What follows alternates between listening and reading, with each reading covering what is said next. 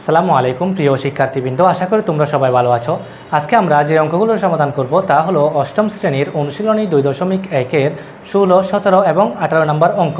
এর আগের ক্লাসগুলোতে আমরা 1 থেকে 15 নম্বর অঙ্ক পর্যন্ত করেছিলাম। তাহলে আজকের পর্বের আমাদের প্রথম প্রশ্নটি যদি আমরা একটু লক্ষ্য করি, আমাদের প্রশ্নের মধ্যে বলা হয়েছে একই হার মুনাফায় কোনো আসল 6 বছরে মুনাফা আসলে দ্বিগুণ হলে কত বছরে তা মুনাফা আসলে 3 গুণ হবে। তাহলে আমাদের এখানে যে বিষয়টা বের করতে বলছে তা হলো আমাদের বছরটা নির্ণয় করতে বলা হয়েছে। এরপর আমাদের এখানে বলা হয়েছে একই হার মুনাফায়, তাহলে কত টাকা মুনাফার হার সেটা কিন্তু আমাদের বলে নেই। তাহলে এই অঙ্কটি করার জন্য আমরা সর্বপ্রথম আসলটি ধরে নিব। তাহলে আমরা ধরি আসল সমান 100 টাকা। এখানে যে বিষয়টি বলা আছে তা হলো 6 বছরে মুনাফা আসলে দ্বিগুণ হবে। তাহলে 6 বছরে মুনাফা আসলে যদি দ্বিগুণ হয়, আমরা এখানে লিখব 6 বছরে মুনাফা আসলে দ্বিগুণ সমান, তাহলে আমাদের আসল ছিল 100, যেহেতু দ্বিগুণ হবে সেই জন্য আমরা 2 দিয়ে গুণ করে দিব। 100কে 2 দিয়ে গুণ করলে আমাদের হবে 200 টাকা। এবার আমরা এখানে আসলও পেয়ে গেছি, এখানে মুনাফা আসল আমরা বের করে নিছি, এখান থেকে আমরা মুনাফাটা বের করে নিব। তাহলে সুতরাং মুনাফা সমান, তাহলে মুনাফা আসল থেকে যদি আমরা আসলটা বাদ দিয়ে দিই তাহলে আমরা মুনাফাটা পেয়ে যাব 200 বিয়োগ 100 টাকা সমান 200 থেকে 100 গেলে আমাদের হয় 100 টাকা। এরপরে আমরা লক্ষ্য করব আমাদের এখানে প্রশ্নের মধ্যে বলা হয়েছে কত বছরে তা মুনাফা আসলে 3 গুণ হবে। মুনাফা আসলে 3 গুণ যেহেতু বলছে, আমরা এখানে একটা আসল বের করে নিয়েছিলাম। তাহলে মুনাফা আসলে 3 গুণ হলে কত টাকা হবে সেটা আমরা সর্বপ্রথম বের করে নিব। এটাকে যদি আমরা প্রথম ক্ষেত্র ধরি, তাহলে এটা হবে আমাদের দ্বিতীয় ক্ষেত্র। দ্বিতীয় ক্ষেত্রে মুনাফা আসল সমান, তাহলে আমরা আসল ধরছিলাম 100 টাকা, যেহেতু আমাদের 3 গুণ বলা হয়েছে সেজন্য আমরা 3 দিয়ে গুণ করে দিব। তাহলে 100 গুণ 3, 300 টাকা। এবার আমরা এখান থেকে মুনাফাটা বের করে নিব। তাহলে মুনাফা সমান, তাহলে আমাদের মুনাফা আসল হলো 300 টাকা, সেখান থেকে বাদ দিয়ে দিব আসলের 100 টাকা। 300 থেকে 100 গেলে আমাদের থাকে আর 200 টাকা। 100 টাকা মুনাফা হয় সমান 6 বছরে, তাহলে 1 টাকা মুনাফা হয় সমান উপরে 6 নিচে 100 বছরে। তাহলে যেহেতু আমরা মুনাফা আসল 3 গুণের ক্ষেত্রে 200 টাকা মুনাফা পেয়েছিলাম, এই জন্য আমরা লিখব 200 টাকা মুনাফা হয় সমান 6 গুণ 200 নিচে 100 টাকা। 200কে 100 দিয়ে কাটলে হয় 2, 6 দুগুণ 12 বছরে। সুতরাং 12 বছরে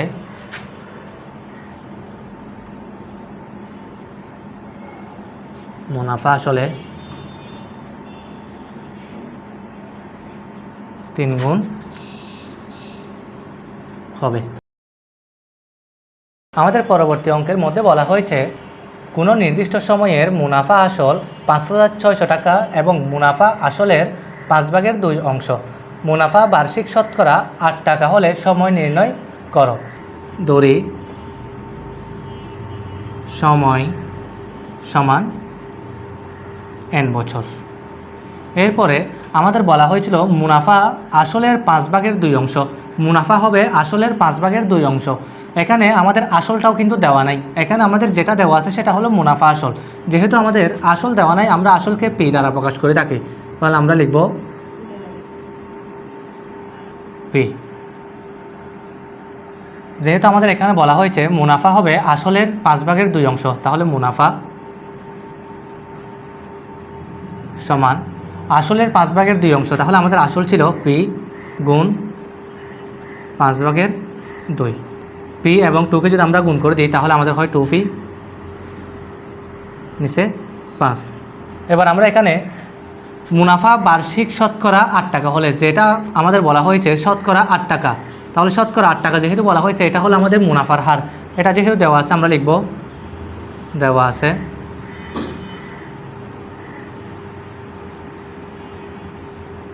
মুনাফার হার আর সমান 8। যেহেতু আমাদের এটা মুনাফার হার, সেজন্য এটা আমরা পার্সেন্ট দিয়ে লিখব। এটা যদি আমরা ভেঙে লিখি তাহলে পার্সেন্টের জন্য নিচে 100 হবে এবং 8 উপরে বসে যাবে। এখানে বলা হয় যে সময় নির্ণয় করে, আমাদের n এর মানটা নির্ণয় করতে হবে। আমরা একটা সূত্র জানি, তাহলে আমরা জানি I সমান PR/n। যেহেতু আমরা n বের করব, তাই আমরা n-কে সমান চিহ্নের বাম পাশে নিয়ে আসি। PR/n = I, বা আসলকে আমরা P ধরছিলাম, P into R। R সমান হলো নিচে 100 উপরে 8, আমরা n বের করব। তাহলে I এর একটা আমরা মান পেয়েছিলাম 2P, নিচে 5। এখানে P রয়েছে, নিচে কিছু নেই, মানে মনে মনে 1 রয়েছে। তাহলে আমরা উপরের লব P দিয়ে যদি আমরা 5কে গুণ করে দিই, তাহলে আমাদের এদিকে বাকি থাকে আর উপরে 8 নিচে 100 গুণ n সমান P-কে 5 দিয়ে গুণ করলে হয় 5P উপরে 2P। তাহলে P আর P কাটা যায়। এবার আমাদের দিকে থাকে আর উপরে 8 নিচে 100 গুণ n সমান উপরে 2 নিচে 5। এবার এখানে আমাদের একটা ভগ্নাংশ আছে, এখানেও আমরা ভগ্নাংশ আছে, আমরা বের করব n এর মান। এই কারণে আমরা এই দিকের যে ভগ্নাংশটা আছে 100/8, এটাকে অন্য পাশে পক্ষান্তর করে দিব। তাহলে এদিকে আমাদের থাকে আর n সমান 2, 5। ভগ্নাংশটাকে অন্য পাশে নিয়ে যাব, এক্ষেত্রে আমাদের 100টা উপরে চলে যাবে এবং 8টা নিচে চলে আসবে। এবার আমরা লিখব উপরে 100 নিচে 8। আমরা যদি 100-কে 5 দিয়ে কাটি, আমাদের হয় 5 20 100। 2 দিয়ে যদি আমরা 8-কে কাটি, তাহলে আমাদের হয় 4 2 8। আবার 20-কে যদি আমরা 4 দিয়ে কাটি, তাহলে আমাদের হয় 4 5 20। তাহলে সুতরাং n সমান 5 বছর। অর্থাৎ মুনাফা আসলে শতকরা 8 টাকা হলে আমাদের সময় হবে 5 বছর। তাহলে এটি আমাদের উত্তর। এবার আমরা আমাদের 18 নম্বর সমস্যার সমাধানে চলে আসি।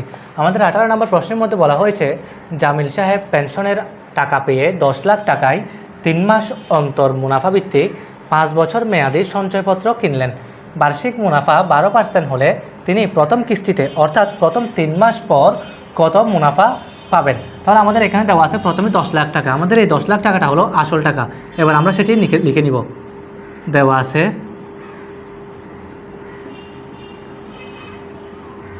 আসল সমান 10 লক্ষ টাকা।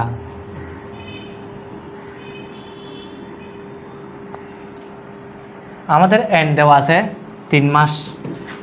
তাহলে আমাদের সময় সমান 3 মাস। যেহেতু আমাদের এটি সঞ্চয়পত্রটি 5 বছর মেয়াদি, আমরা 3 মাসকে বছরে নিয়ে আসব।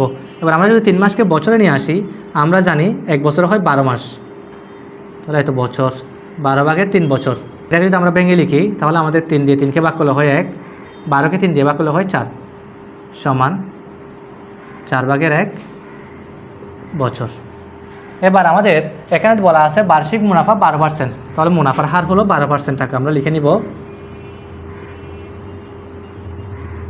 মুনাফার হার সমান 12%। পার্সেন্টের জন্য নিচে 100 উপরে 12 লিখে দিব। এখন আমাদের বলা হয়েছে প্রথম কিস্তিতে অর্থাৎ 3 মাস পর কত মুনাফা পাবেন। আমরা মুনাফাটাই নির্ণয় করব। আমরা মুনাফা নির্ণয়ের জন্য একটা সূত্র জানি। তাহলে আমরা জানি I সমান PR/n। আমরা মুনাফা I বের করব। তাহলে আমাদের এখানে P আসল একটা দেওয়া আছে 10 লক্ষ টাকা, গুণ R এর মান আমরা এখানে দেওয়া আছে নিচে 100 উপরে 12, গুণ আমাদের সময় দেওয়া আছে 4/1 বছর। আমরা যদি 4 দিয়ে 12কে ভাগ করি, তাহলে আমাদের হয় 3। এখান থেকে 2টা শূন্য কেটে, এখান থেকে যদি 2টা শূন্য কেটে দিই, তাহলে আমাদের এদিকে থাকে আর 3 একে 3 শূন্য, এখানে বাকি আছে আর 4টা, 30,000 টাকা। অর্থাৎ আমরা প্রথম কিস্তিতে 3 মাস পর 30,000 টাকা পাবো। তাহলে এটি আমাদের উত্তর। আশা করি তোমরা সবাই বুঝতে পেরেছো।